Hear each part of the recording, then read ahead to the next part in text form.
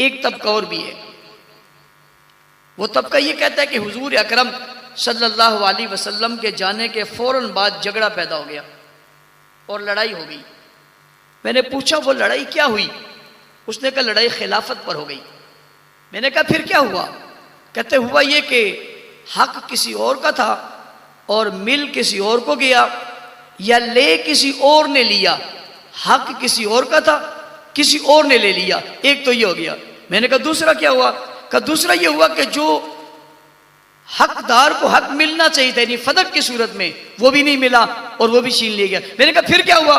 کہتے بس یہیں سے جو ہے وہ ماحول خراب ہو گیا اور جو ہے وہ بات آگے چل نہیں سکی اور یہ خلافت کا قبضہ ہو گیا اور کوئی اور آ گیا۔ میں نے کہا اس کا مطلب یہ ہوا کہ حضور اکرم صلی اللہ علیہ وسلم ہادی عالم ہیں، ساری دنیا میں ہدایت کا پیغام دینے سے بڑا اعتراض جمہور مسلمین سے کیا ہے؟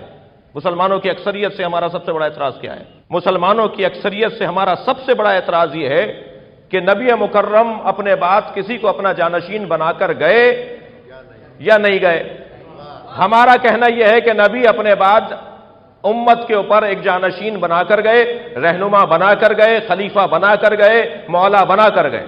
اور ہمارے اکثر مسلمانوں کا کہنا یہ ہے کہ نبی اپنے بعد کسی کو مسلمانوں کا حاکم بنا کر نہیں گئے۔ ہم نے اکثریت کو نہیں دیکھا، ہم نے تعداد کو نہیں دیکھا، ہم نے طاقت کو نہیں دیکھا، ہم نے ان کے پاس موجود وسائل کی پرواہ نہیں کی، ہم نے ان کے روب میں آئے بغیر ہم نے کہا نہیں یہ غلط بات ہے، یہ معقول بات نہیں ہے، یہ عقل سے دور بات ہے کہ اگر مولانا جناب صادق صاحب اگر نماز جو یہاں پڑھاتے ہیں اگر 2 دن کے لیے کسی عزیز سے ملنے کے لیے لاہور چلے جائیں تو وہ بغیر بتائے چلے جائیں، بغیر کسی پیش نماز کو بٹھائے چلے جائیں، نمازیوں کی پرواہ کیے بغیر ایسے ہی چلے جائیں، تو ہم 2 رکعت کے نماز کے امام سے تو یہ توقع نہیں کرتے، اور جو پوری کائنات کا امام ہے وہ چھوڑ کر جا رہا ہے بغیر سرپرست کے، تو کسی کو چھوڑ کر گیا ہے، وہ عقل نہیں مانتی۔ جو باغ میں کام کر رہا ہوتا ہے نا، جو پارک میں لان میں کام کر رہا ہوتا ہے مالی، جو روزانہ پودوں کو پانی دیتا ہے، روزانہ پتے وتے چھاٹتا ہے، کاٹتا ہے اور سجاتا ہے، سنوارتا ہے اور کوڑا ہٹاتا ہے اور اس کو سنوارتا ہے، بناتا ہے، وہ اگر 5 دن کے لیے کہیں جاتا ہے تو کسی اور مالی کے حوالے کر کے جاتا ہے۔ ہسپتال کا ڈاکٹر اگر چھٹی پہ جاتا ہے تو کسی ڈاکٹر کے حوالے کر کے جاتا ہے۔ جی جج اگر کہیں جاتا ہے تو اپنی جگہ کسی کو بٹھا کے جاتا ہے کہ آئندہ آپ کیس سنیں گے۔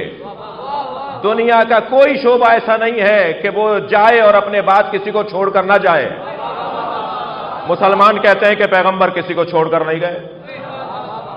اب یہ مسلمانوں کی عقل پر رویا جائے یا ہنسا جائے؟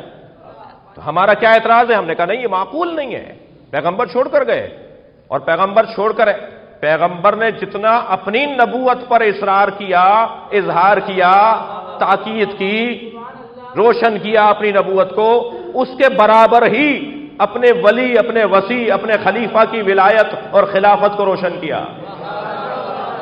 یعنی